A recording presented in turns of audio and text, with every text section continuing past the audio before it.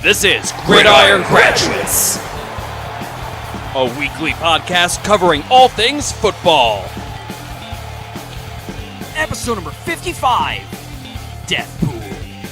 Recorded December 28th, 2016. Hey, what's going on, guys? Welcome back to the Gridiron Graduates. Bill Rossetti hitting you guys back up. It's been a while, I know. It's been a pretty hectic couple of weeks recently, but we're back at it.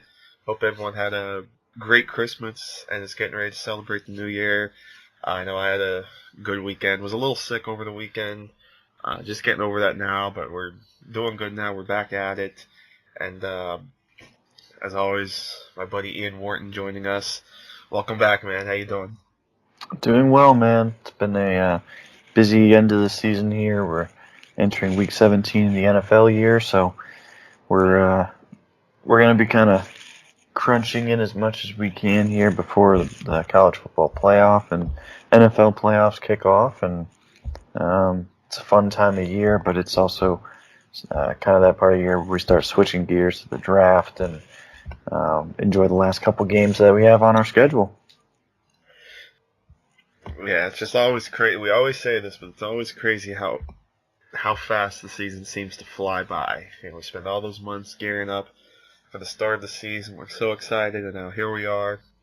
It's week 17 of the NFL season. It's always bittersweet because for 20 teams, this is it. You know, the road to 2017 begins Monday.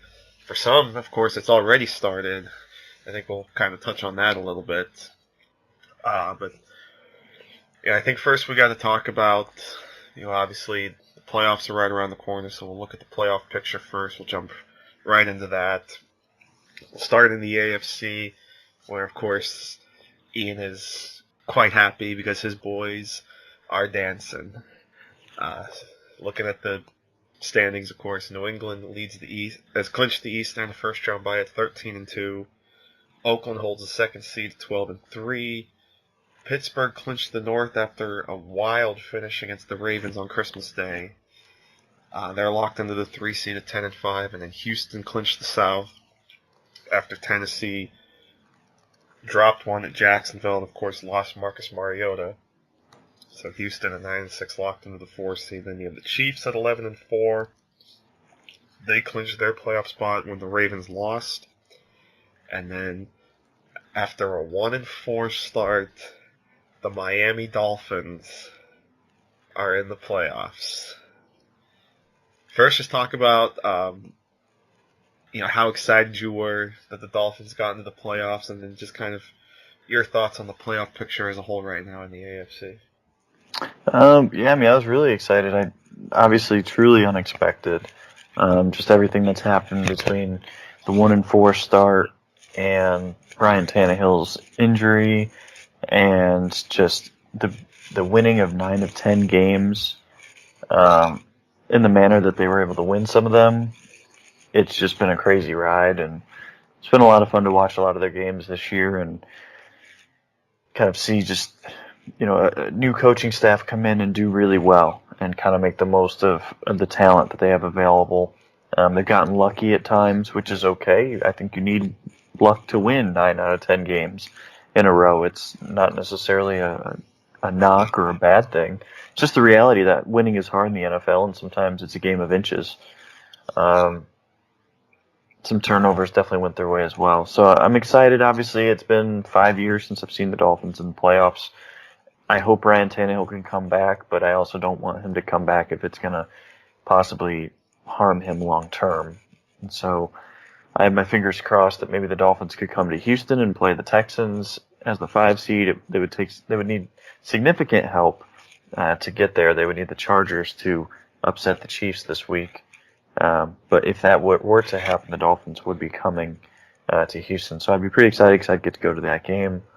I don't have high hopes for him in the playoffs unless Tannehill can come back, but even if he can, I don't expect him to be 100%. So really just trying to soak it all in.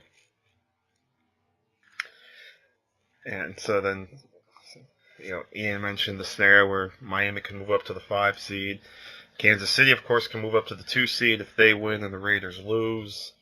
Raiders clinch the West if they win, and if they win and the Patriots lose, the Raiders would actually be the number 1 seed. But of course, the Raiders suffered a big injury themselves, as Derek Carr suffered basically the same injury that Marcus Mariota suffered. That was one of the crazy parts of Week 16, that Marcus Mariota and Derek Carr essentially both suffered the same injury within hours of each other. Obviously, the Titans are now out of the playoffs, but the good news for them is they're looking at a top 5 pick in the draft. The Raiders, boy, losing Carr is gonna hurt.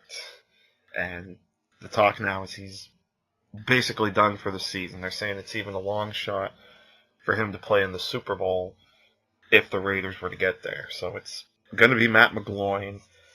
And the question now is, can Matt McGloin lead the Raiders at Denver, against the Broncos team, of course, was just eliminated by the Chiefs, because they essentially have to win or hope that San Diego beats Kansas City to claim the AFC West. Otherwise, they're going to Houston and Kansas City's getting the bye. But just an unfortunate set of circumstances for Oakland. And someone on Twitter, I forget who it was, excuse me, basically made a great comparison, and that this is similar to the Bengals last year, and that they had a great regular season, but with just a couple weeks left, they lose their quarterback, and it seemingly derailed everything. We saw what happened to the Bengals. They ended up going one and done again. With the Raiders,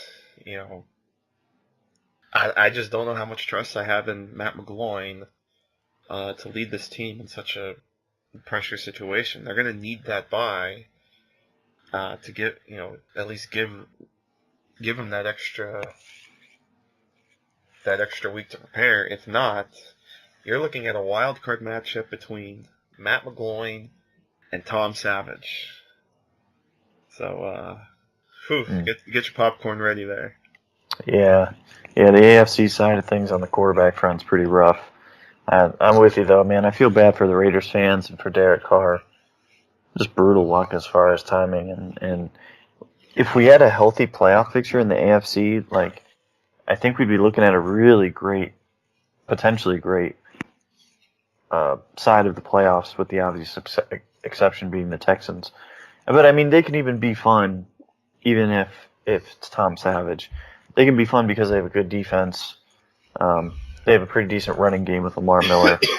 And if Savage were to play well, they have the receivers to make a pretty good offensive game as well. So it just stinks with Matt Moore in there. And Ben Roethlisberger hasn't been playing too great at football lately.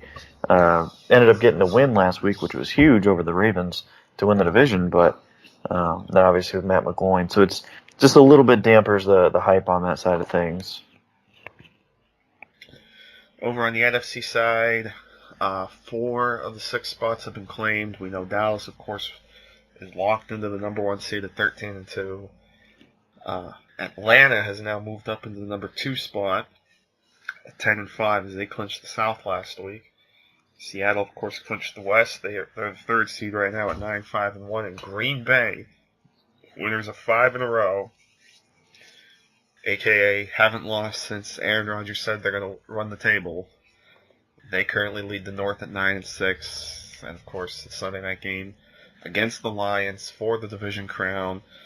And then you have the Giants as the 5 seed, locked into the 5 seed at 10-5. And then the Redskins are still alive, and just barely alive are the Tampa Bay Buccaneers, and we'll get into their crazy scenario that they need to get in a little bit. But looking at the NFC, obviously, all eyes are on Dallas, the way they've been running. But the fact that Green Bay could get in now, and Green Bay's getting hot, they're a team that could make some noise in the playoffs, maybe give Dallas some trouble. Atlanta now with that first round bye, they could be a threat. And then, of course, the Giants already have 2 wins against the Cowboys, so if they meet in the playoffs, that could be Dallas's kryptonite. So, it's really up in the air in the NFC outside of Dallas. I mean, clearly Dallas is the favorite right now, but, it's not like they're a shoo-in for the Super Bowl at this point. Yeah, absolutely. It's really open on the NFC side of things. I really like the Falcons' chances in the NFC. I like the Falcons' offense. The Cowboys, obviously, I mean, at 13-2, it's hard to go against them. I do worry a little bit about their defense. David Irving has been great in recent weeks for them, but I still don't really trust that secondary. I don't really trust what that defense will do when they face a little bit better of an attack. The Falcons, to me, obviously defense is a question for them too, but if they can get Desmond Trufant back, that's going to be a much better defense. I'd like to see both the Packers and the Lions make the playoffs just because those are 2 fun quarterbacks. And the Packers, I think Aaron Rodgers is playing fantastic football. They found something out there with Jordy Nelson. He seems to be like he's pretty close to 100%, or at least as close as he'll ever be at this point in his career. Ty Montgomery at running back. It's been explosive and a huge help to them. The Giants have played really well this year. They've got a good defense. Free agent signings have paid off nicely. The offense is a little bit more hit and miss. Seahawks, obviously, we know about them. They're going to be a dangerous playoff team no matter what, even with a flawed roster and offense especially. So I'm really excited about the NFC side of things, and we could end up seeing a great wild card weekend. It'll be interesting to see, though, if the Redskins can get in. The Redskins have to beat the Giants. If the Giants win, they would knock out their arch nemesis. Mm-hmm. And the Buccaneers need a ton of help to get in, basically impossible for them to get in. So I think we're pretty much set on the NFC side of things, unless if the Redskins can win. If the Redskins can win, then it starts to get a little bit more interesting. Yeah, like Ian said, the Redskins, essentially, if they win, they've got a good shot to make the playoffs. Because the only way they would not get in is if the Packers-Lions game ends in a tie. And, of course, we have seen 2 ties this season, and the jokes right now are that, hey, if the Lions and Packers go to overtime, maybe they'll make a truce and agree to tie, and they'll both make the playoffs. But yeah, if the Redskins can beat the Giants, and the Green Bay-Detroit game doesn't end in a tie, they're in. And they'd be the 6th seed. The Buccaneers need the following. They obviously have to beat Carolina first and foremost. They need Green Bay to lose to Detroit. They need Tennessee to win. They need Indianapolis to win. Dallas and San Francisco. And they need the Giants-Redskins game to end in a tie. That's all that has to happen for the Buccaneers to make the playoffs. Only. So, yeah, it's safe to say the Buccaneers will not be in the playoffs. I mean, just looking at who they need to win, I think we can already mark one as a definite no, and that's San Francisco. Yeah, I think it's pretty clear that they would have to have a lot of divine intervention to make it, but it'll be interesting to see, though. I like to root for some of the underdogs here, and so I hope that the Lions make it. The rest of these teams, the Falcons, they're probably the other historical underdog. The rest of these teams have kind of had a lot of success throughout their history. The Packers, Giants, Seahawks in recent history, and Cowboys obviously history. So I'd like to see the Lions and Falcons maybe advance as much as possible. I just don't really believe in the Lions, really. To me, they're one of the weaker teams in the playoff picture, probably the maybe second or third weakest team in the entire playoff picture, not just the NFC. Yeah, I mean, just a couple weeks ago, this Lions team was sitting at 9-4, sitting as the number 2 seed. And now, of course, they've lost 2 straight. and now they're in a bit of a precarious position here. But again, if the Giants can knock off the Redskins, then all will be okay in Detroit. They'll be in the playoffs, and obviously fighting for the division crown Sunday night. So let's kind of go now to the other side of things. Kind of start talking about, like you said earlier, it's going to start shifting to NFL draft as well.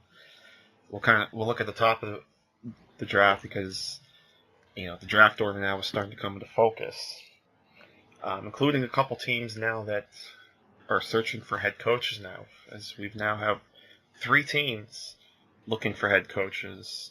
First, it was the Rams, who finally got rid of Jeff Fisher. Then the Jaguars fired Gus Bradley, and just the other day you saw, Buffalo fire Rex Ryan. Yep. Not a shocking move. It's been 17 years since they made the playoffs. Obviously, not all that's on Rex Ryan and his staff, but that team actually got worse after getting rid of Doug Marrone in his regime. And I mean, Marrone technically opted out. It wasn't really, but that ownership definitely did not help that situation. And this was a team with Tyrod Taylor, an upgraded quarterback, and they still did worse. I mean, you can't be a defensive coach and hire your brother to be the defensive coordinator and consistently have a horrible tackling effort week in and week out and eventually have one of the lesser defenses in the NFL. It just can't afford to have that. I'm not surprised. I think this is the right call, honestly. I've never been a Rex fan. I think that he's been one of the more overrated coaches in the NFL, so this wasn't a surprise for me. Yeah, he definitely can't argue with any of the moves. Who'd have thought too? Yeah, that the Bills would be worse after Doug Marrone left. Marrone left after a 9-7 season, and the Bills haven't gotten back to that point yet. They might get to 8-8 after this week, but then again, they're starting E.J. Manuel, a quarterback, for whatever reason. Doug Whaley must have had too much to drink on Christmas weekend, because there's no reason. I'd rather see them play Cardale Jones if they're going to bench Tyrod Taylor. It makes zero sense. One, I don't understand running him out of town. I know that they've got an option at the end of this year for him, essentially, where if they exercise it, they would basically guarantee him about $27 million over the next 2 years. That's really low money for a good quarterback. I consider him a top 20 quarterback. Now, I'm not saying he's consistent. There's definitely weaknesses in his game, but he's a creative downfield thrower, and he's excellent with his legs. He's got room to improve in the pocket, and he can improve throwing down the middle of the field, but he's a second-year starter. And I don't want to bury him because he didn't really make progress in his second season. This is still a good starting quarterback in the NFL, in a league that's devoid of good starters. So what I'm watching for is, if I'm them, I understand actually sitting him if you're going to sit him for Cardale Jones. If their plan is to roll with Cardale next year, okay, then I understand maybe moving on from Tyrod. If you're that confident in Cardale, then I actually have no problem with it. If you're that convinced, it may not be the right choice, but I understand the move. But to sit him for E.J. Manuel is just really baffling, unless if they plan on trading Tyrod. If you don't have a better option on the roster or one in the waitings, you can afford to pay him the 20th biggest contract for any quarterback next year, as far as his cap hit. Like, that's pretty palatable. You can deal with that. If I'm another team and they start to put out feelers for a trade, I'm happily giving up a mid-round pick if I'm the Browns or the 49ers or the Jets. Even the Broncos. I've heard the Broncos are going to be interested in him. That would make a lot of sense. So I think this is a major mistake. If they're going to run him out of town, they've got him on a good contract. I'd say give him another year. You can always trade him next year if you really don't like what you see. But and I do think they will keep him for the record. I think that we're hearing a little bit of smoke, but I think that if they weren't more sold on him than what I think has leaked out, I don't think they would have given him this contract extension at all. But they chose to. I think for a reason. I think they're going to stick with him, but it'll probably be up to the next head coach, really. Who, by the way, will be chosen by Mr. Doug Whaley himself. So, yeah, we'll see how that goes. Which is shocking that he's going to get a third head coach that he's going to be able to bring in there. Well, that's the Bills for you, I guess. Yeah, and I've seen rumors of Anthony Lynn, their offensive coordinator. He's gotten a lot of hype, and I'm fine with that. Again, I don't really care so much about the resume. It's nice to have a good resume as a coordinator somewhere.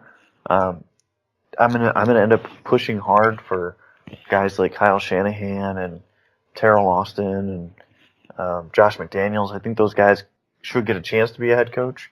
But I'm okay with a guy like Anthony Lynn too. Like if he is a Mike Tomlin type coach who connects with the players really well, can assemble a strong staff, can manage the day-to-day things without being a guru of X's and O's, I'm okay with that. That's Mike Tomlin. And Mike Tomlin's been a good coach in the NFL. He's not a perfect coach, but he's been an above average winning coach at a high level. So if they feel confident in that, I'm good with that. I hope that they do not go the route of like a Tom Coughlin. I don't think Tom Coughlin connects with players nowadays. He's 71 years old. I know he's been linked to the Jaguars and the Bills already. I don't understand the purpose of that. He didn't do a good job with the Giants the last couple of years. He did build a good staff, and there's something to be said for that. But I don't see a guy connecting with people 40 to 50 years younger than him.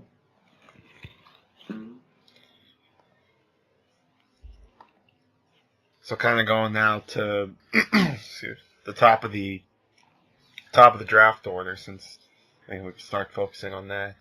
It was pretty crazy during Week 16. The Browns finally got their first win after a missed field goal by the Chargers.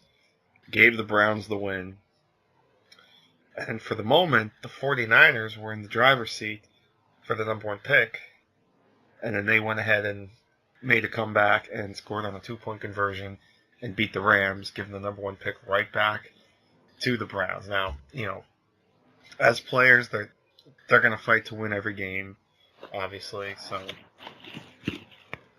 at this point, the Browns are in position now for the number one pick. Niners at number 2, and those are likely going to be your top 2 picks, because San Francisco has the easiest schedule, really, of the top 3. So it is going to be those 2. And then you've got, I believe, Jacksonville at 3.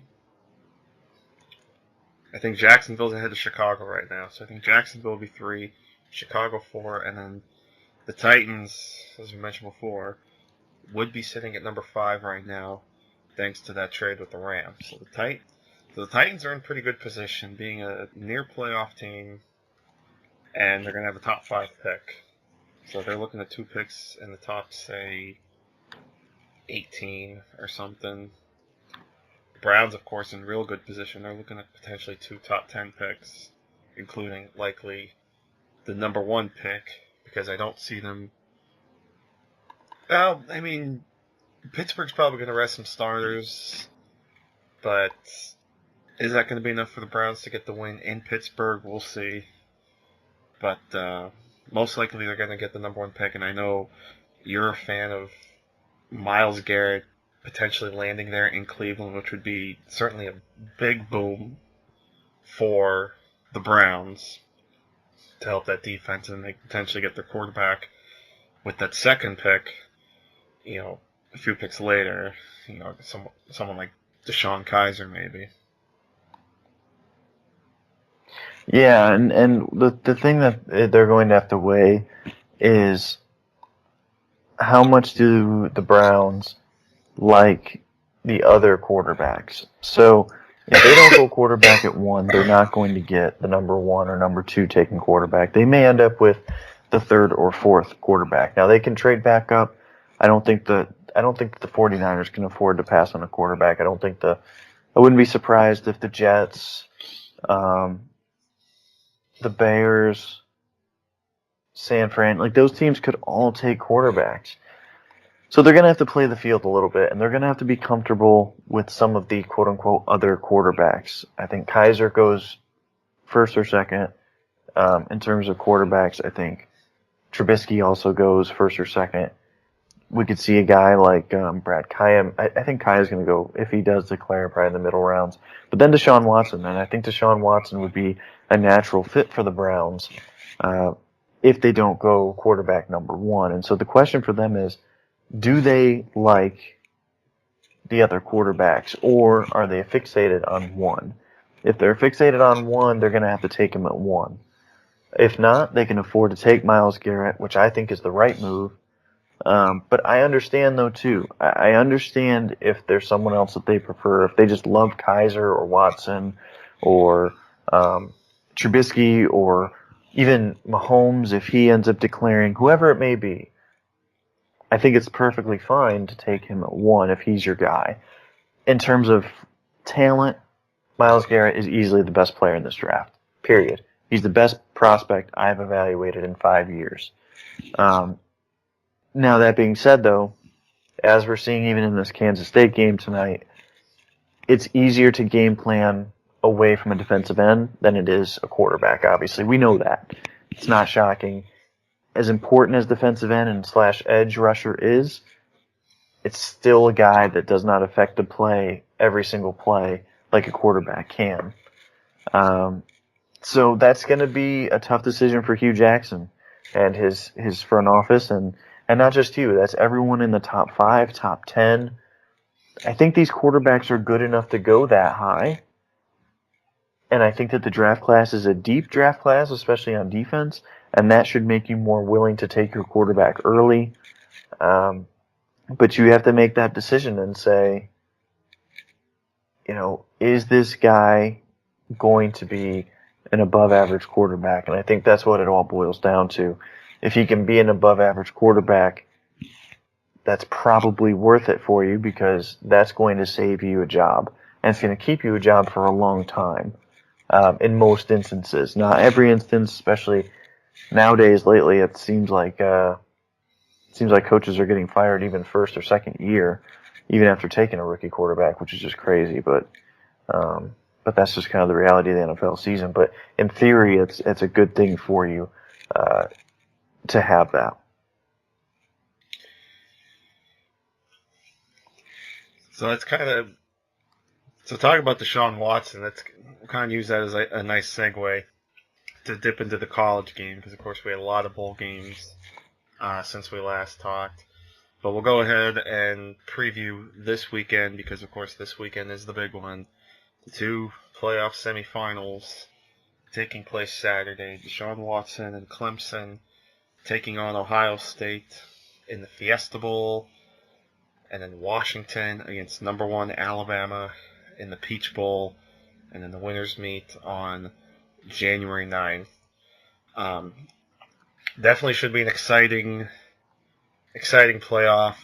I don't know if we even got a chance to kind of discuss the 4 teams that made it to the playoffs and whether the committee kind of got it right. In my opinion, I think they did. I know Penn State won the Big Ten, and they looked impressive doing it, but they did have 2 losses. One of them was to Pitt, who barely made the top 25. So that was definitely hurtful. I mean, the 4 teams that got in are the 4 teams not named Western Michigan that lost less than 2 games. So, to me, I think they got the teams and the order of the teams right as far as, seeding them and selecting. Yeah, looking at the bowls and the playoffs, the seeding, how that works out is going to be really interesting. obviously Monday is going to be just an enormous day for these games. I'm most looking forward to just to kind of touch on some of these other games real quick. Mm-hmm. I want to see this Michigan Florida State game before we even get to the playoff games. Yep. I want to see that. I want to see Stanford, North Carolina, Oklahoma State, Colorado, which that one's actually coming up before the weekend even hits. There's a lot of good games. I mean, there's been some good ones so far. I haven't been able to catch a lot of them.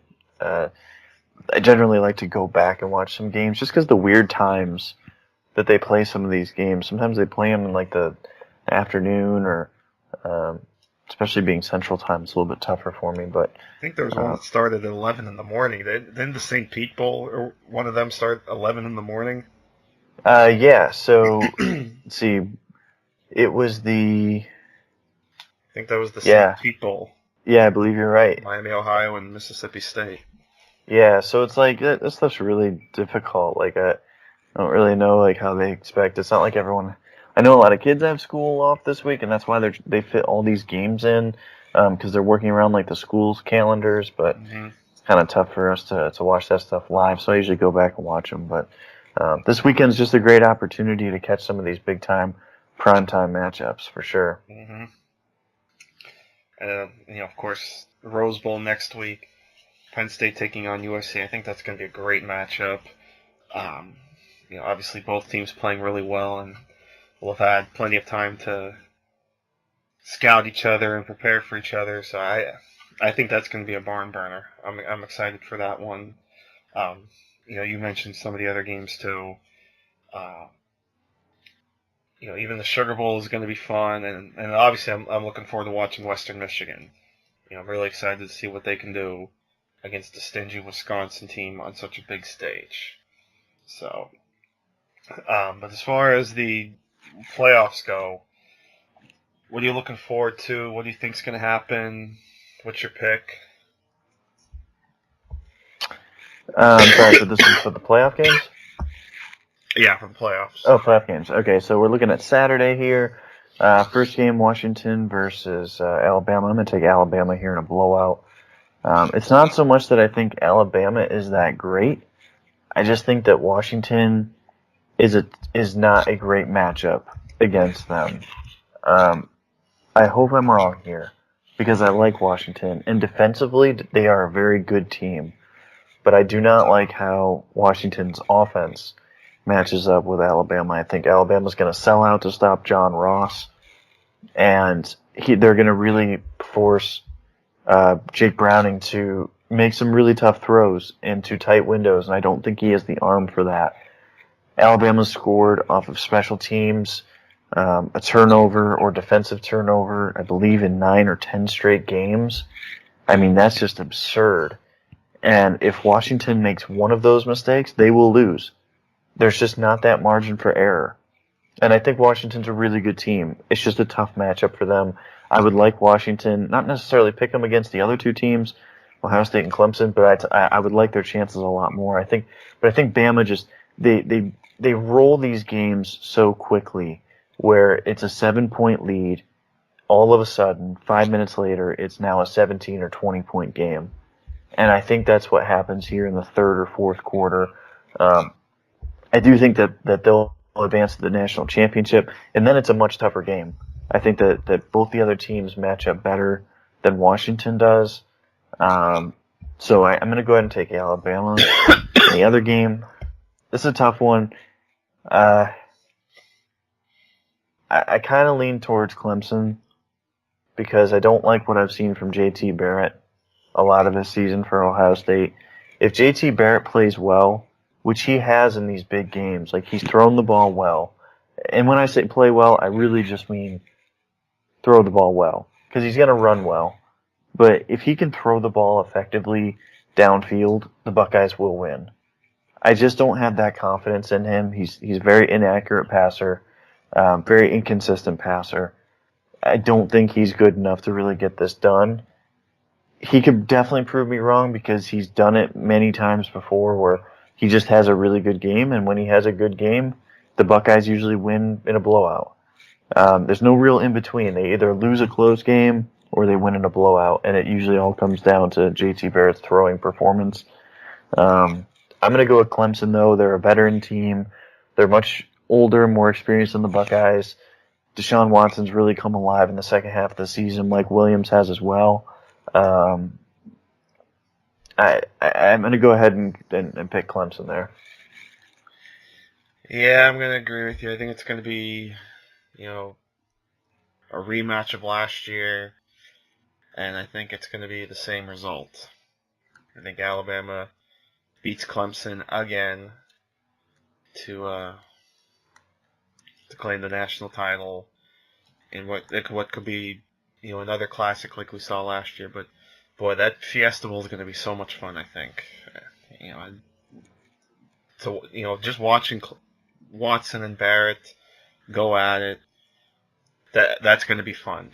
Yeah, it's easy, and I think you're right. I think it's easily going to be the better of the two semifinals. Washington has their work cut out for them. They have a great defense, but boy, Alabama's just on another world right now. It's Alabama against the field at this point. Yeah, and I do think in a sense that I think Clemson can beat them. I do think Ohio State can beat them. They really haven't played anybody this year, and I think that there is something to that, but there is a lot of talent on that team. We obviously know that they're well coached. I do think that they're vulnerable. It's kind of relative when it's a situation like this because we don't know for sure, but we know that they have a lot of talent. Mm-hmm. And they only really have to beat two teams at this point. And of course they're going to have like the favorite status. And they should.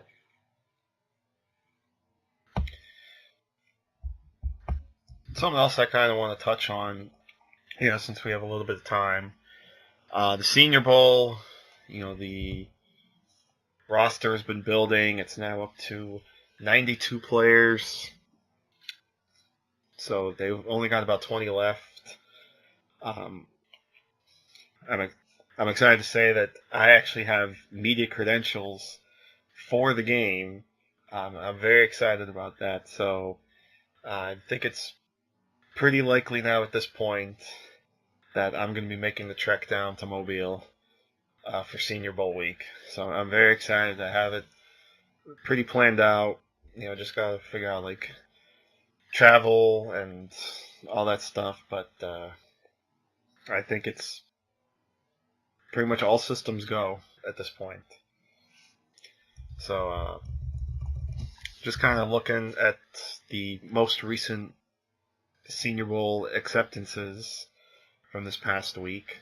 You had Zach Banner, the USC offensive tackle, Corey Clement, running back of Wisconsin, Russell Douglas, West Virginia corner, Cole Mazza, Alabama long snapper, Ethan Posick, LSU center, and Dalvin Tomlinson, D tackle for Alabama.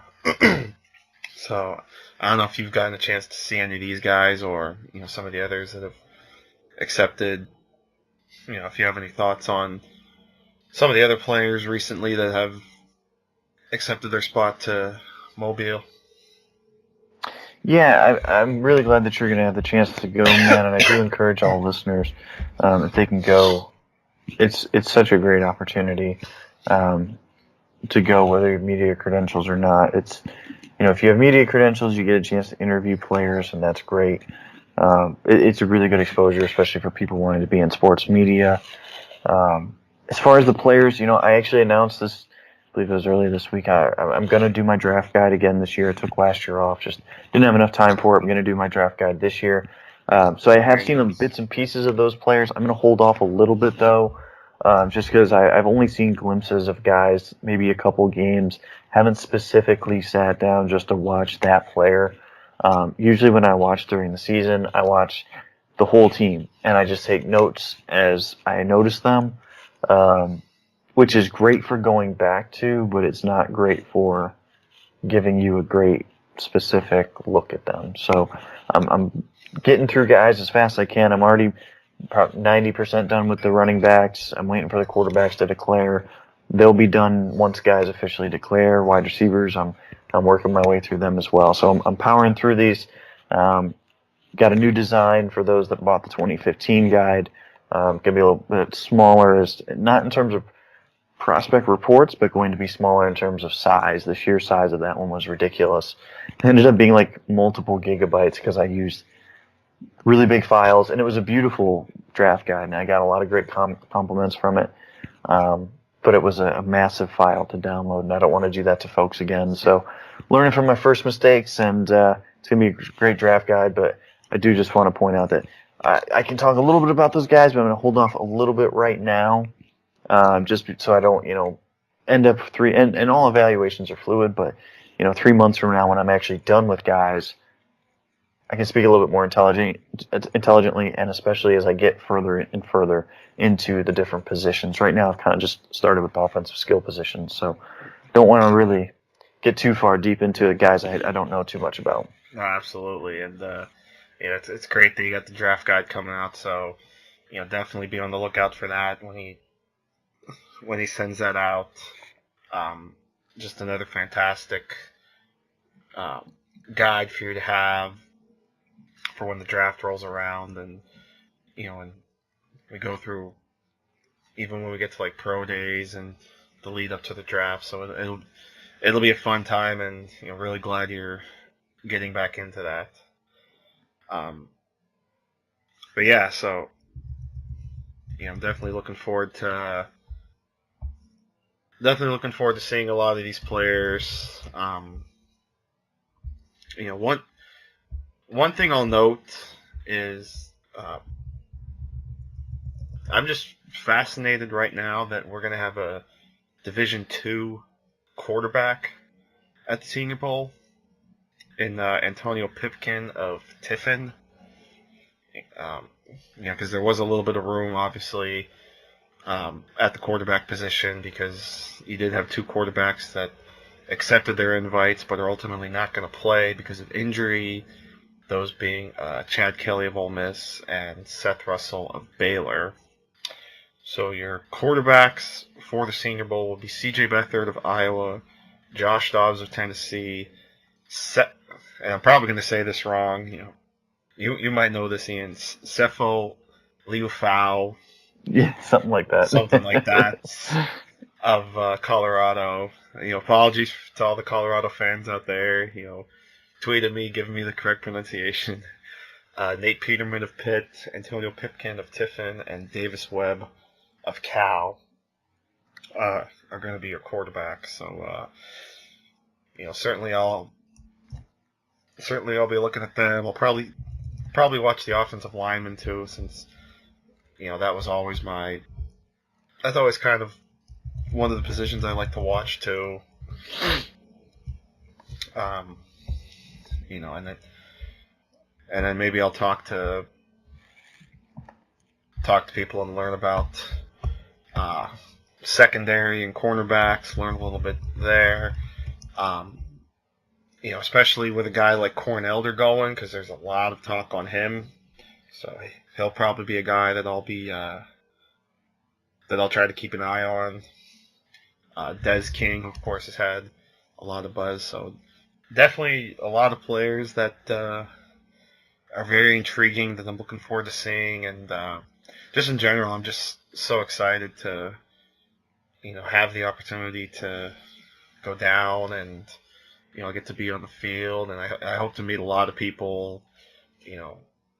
Just a couple names off the top of my head that I'd like to meet: Matt Miller, Jeff Risden, Shane Hallam. So many guys I'd like to meet, and then obviously if you're able to make it down there, that's all the better. If not, we'll be able to do a podcast. I'll kind of be like live on site that week. So, but yeah, I'm just thrilled. I can't wait for the 21st to get here for when I start making the travel down. Yeah, man, for sure. And a lot of those guys are more than willing to be helpful. Going going out to like Veets at night is a really good opportunity to network with not only NFL people but also with guys that we know on Twitter. You'll see a lot of familiar faces just standing around or sitting in the bleachers. My advice is for anyone going, go ahead and contact those people beforehand so you guys can meet up and hang out at these events. As far as the on-field talent, it's a good opportunity to kind of focus on one position per day or one positional group, whether it be the wide receivers against the cornerbacks or it be offensive line versus defensive line. You don't see much from the running backs, you don't see much from the linebackers, and you don't see a ton from the quarterbacks just because of the nature of the drills until they're doing team drills. So that's kind of my advice just from what I've seen. If you try to take it all in, it's too much. There's too much going on. There's not enough time. It's overwhelming. And for folks going their first time, it is kind of overwhelming. It was for me, even seeing practices and stuff before, depending on the coaching staff, especially, Gus Bradley, he's obviously not going to be there this year, but he ran his practices pretty quick. If it ends up being the Browns and 49ers, which I somewhat expect it to be, Chip Kelly's going to run his practice in a very interesting manner.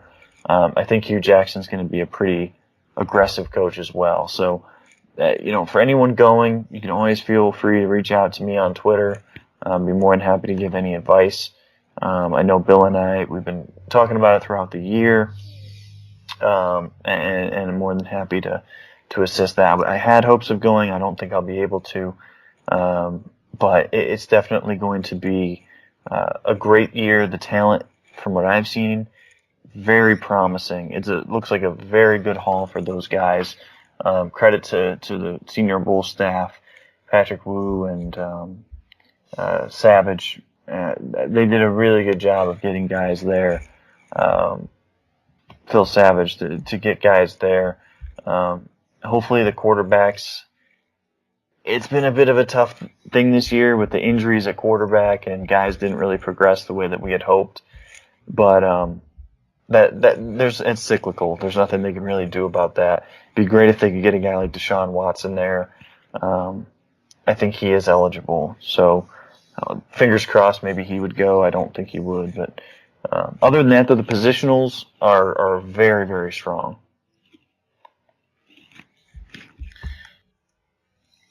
Yeah, no doubt. So, right around the corner, so I'll certainly be, giving my thoughts, and, I could certainly feel that I'll be overwhelmed when I get down there, but, man, it's just going to be a fun time. The drive down, obviously, is going to be quite interesting, but, man, it's going to be so worth it.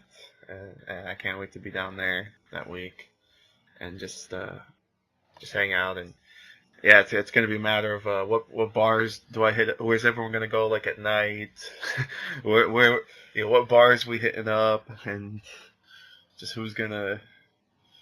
Just how much fun we're going to have.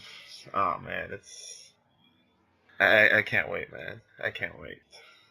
Yeah, I wish you were going, but, I'm sure one of these years we'll be able to go there together and just do it up big. Absolutely. Absolutely. So, I think that's a good place to wrap it up here. I guess, real quick too, I'll update, because I've been mentioning about the Scott Fish Bowl. Did advance through the first round of the playoffs, just barely, but I squeaked in. But my team took a dump in the second round, and that's where my run ended. So, made a decent run, had a very lucky run for sure. So I think I represented us pretty well in the league. Congrats to Raymond Summerlin of Roto World. He actually wound up winning the whole thing. He was the ultimate champion of the Scott Fish Bowl this season, and he got a ton of prizes, including $250 cash from 4for4.com. He gets just a whole bunch of stuff. Interview on Roto Expert Show. Lot of good stuff. So congrats to him. And just want to give a shout out to Mr. Scott Fish himself for putting this all together and just putting up with everyone and everything that goes into a league as big as this.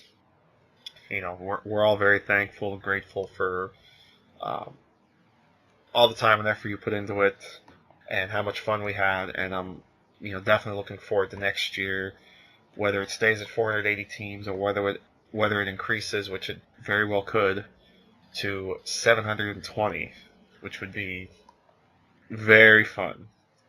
But yeah, so thanks, Scott. It was a real fun time. So with that, I think we're gonna wrap things up.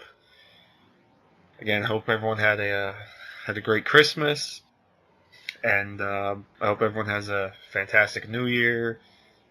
Enjoy it, be safe, enjoy the games, enjoy whatever you choose to do. Ian, Happy New Year, my friend. As always, it's always a pleasure to sit here and chat football with you. Most weeks, usually every week when we get a chance. Again, it's been busy for us, but it's always fun with you, my brother.